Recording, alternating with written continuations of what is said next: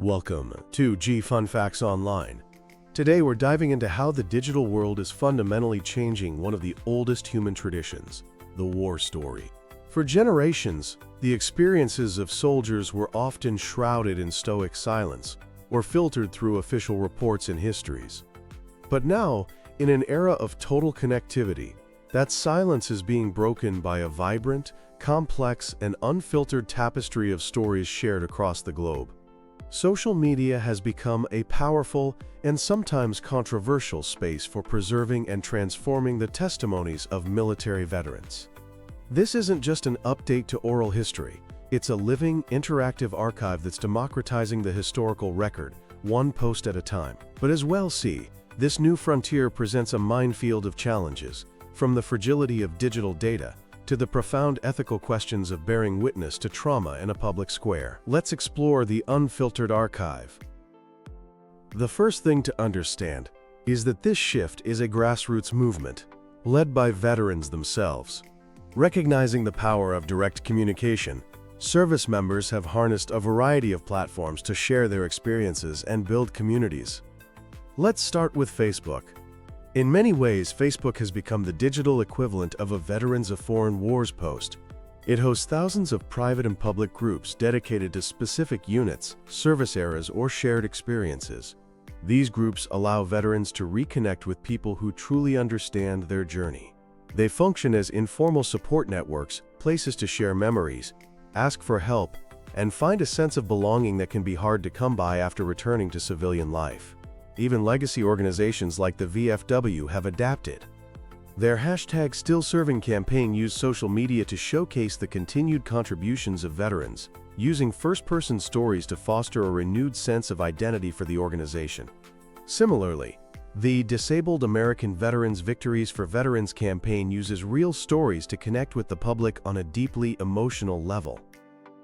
Then you have the more visual platforms, TikTok, Instagram, and YouTube. For younger generations of veterans, these are the new frontline of storytelling. Short-form videos can capture the humor, the boredom, and the sheer intensity of military life with a raw authenticity you won't find in a polished documentary. A great example is the Veterans Breakfast Club, which found surprising success on TikTok.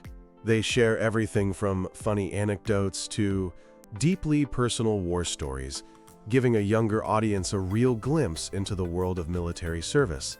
A particularly powerful example has come from the conflict in Ukraine, where soldiers have used Instagram to humanize their experience. They post photos of loved ones and daily life, right alongside images from the battlefield. These posts serve as a real-time personal archive. They are, in essence, creating their story while living it, offering a powerful counter-narrative to state-controlled media and fostering a direct connection with a global audience. Finally, the long-form tradition of the war memoir has found a new home in blogs and podcasts. So-called milblogs first emerged during the wars in Iraq and Afghanistan, providing a direct channel for soldiers to communicate their first-hand experiences to a public hungry for authentic perspectives. Podcasting, in particular, creates an incredible sense of intimacy. Hearing a veteran's story in their own voice, with all its emotion, is a powerful experience. These platforms give veterans total ownership and control over their own narratives. So what are the benefits of this mass migration of stories to the digital world? One of the most significant is the empowerment of veterans to control their own narratives. For decades, their stories were often filtered through journalists, historians, or filmmakers. Now, they can speak directly to a global audience in their own words. This act of restorying can be a powerful tool for personal healing, allowing veterans to process their experiences and build a supportive community around their shared journey. Furthermore, these platforms have dramatically increased the reach of these testimonies. Traditional oral history projects are invaluable, but they're often housed in physical archives, accessible only to dedicated researchers. Social media brings these stories to millions with a simple click or share, bridging the vast gap between veterans and a civilian population that may have little personal connection to the military.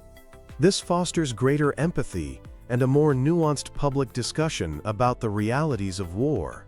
The interactive nature of social media also creates what we can call a living archive.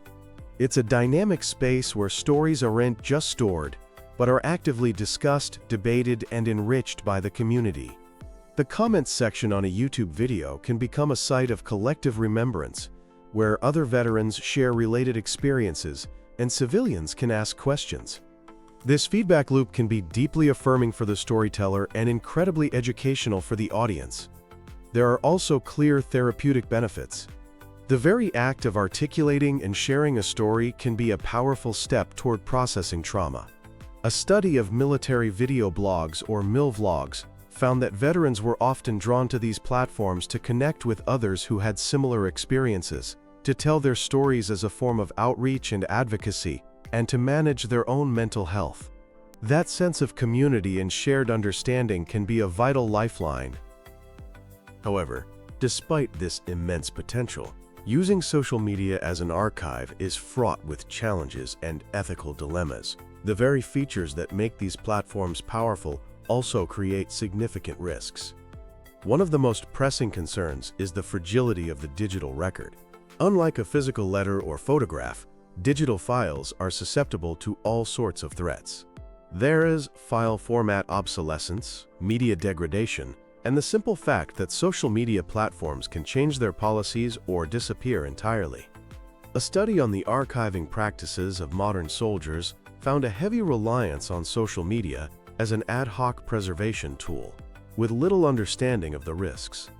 This raises the alarming possibility of a digital black hole, where the most documented period in history becomes the least accessible to future generations because of technological failure.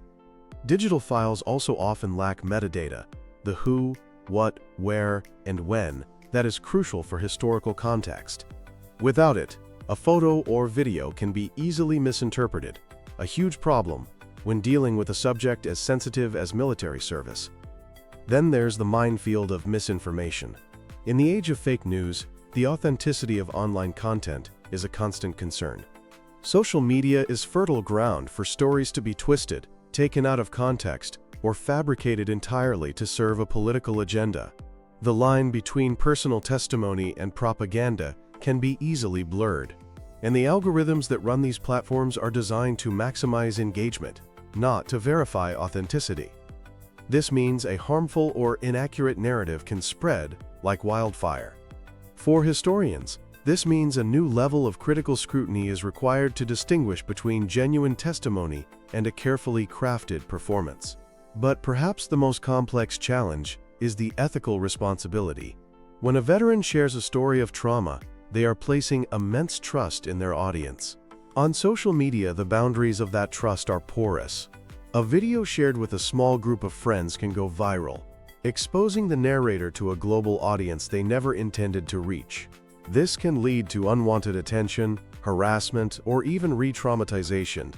The issue of informed consent is paramount. Veterans need to be fully aware of how their stories might be used and shared in an environment where they have little control. Privacy is another major concern. Even when data is anonymized, there's a risk of re-identification, which can have serious consequences, particularly for those still on active duty.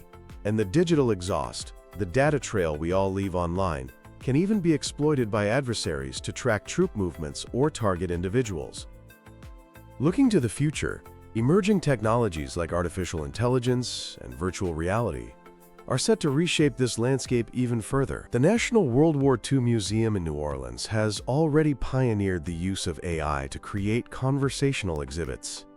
In their Voices from the Front installation, they recorded hours of interviews with veterans, asking thousands of questions.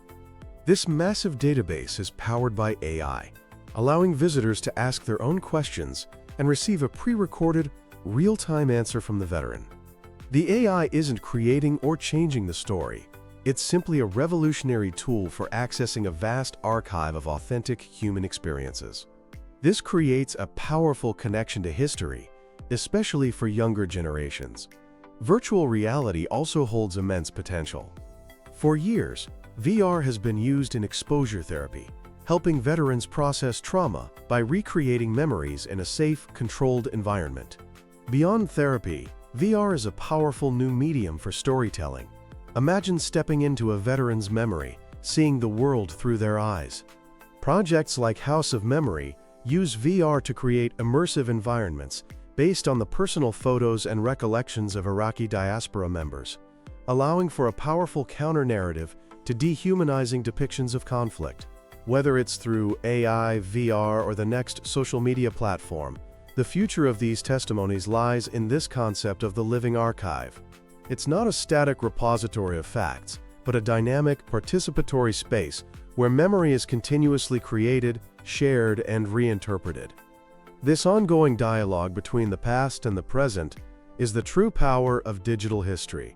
It reminds us that the stories of our veterans are not relics, but living testaments to the cost of conflict and the resilience of the human spirit.